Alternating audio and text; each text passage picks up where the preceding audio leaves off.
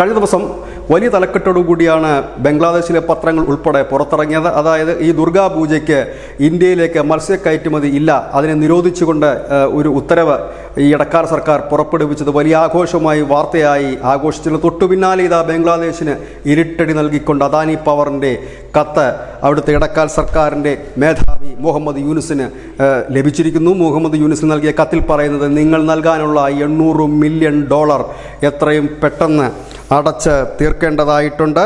ആ തുക അടച്ചു തീർത്തില്ല എങ്കിൽ തങ്ങളുടെ നില വളരെ പരിതാപകരമാകും എന്നാണ് ആ കത്തിൽ പറയുന്നത്. ഞങ്ങളുടെ പ്രതിബദ്ധത ഇപ്പോഴും ഞങ്ങൾ തുടരുകയാണ്, ഇടതടവില്ലാതെ വൈദ്യുതി നൽകുന്നു എന്ന് ഉദ്ദേശിച്ചുകൊണ്ടാണ് ആ ഒരു വാക്ക് ഉപയോഗിച്ചിരിക്കുന്നത്.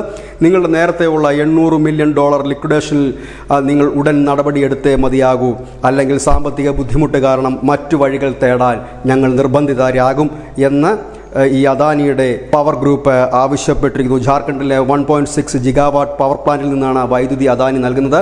ഈ വൈദ്യുതി ബംഗ്ലാദേശ് ഉപയോഗിക്കുന്ന അവരുടെ വ്യവസായിക ആവശ്യത്തിന് വേണ്ടിയിട്ടാണ്.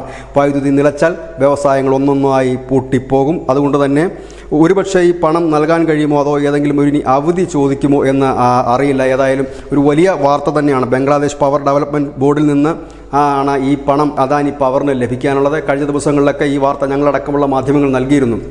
അന്ന് ഇത്രയും $1 മില്യൺ കടം ബംഗ്ലാദേശ് അദാനിക്ക് ഉണ്ട് എന്ന് പറഞ്ഞിരുന്നെങ്കിൽ ഇപ്പോൾ അതിന് ഒരു ക്ലാരിറ്റി ആയിരിക്കുന്നു.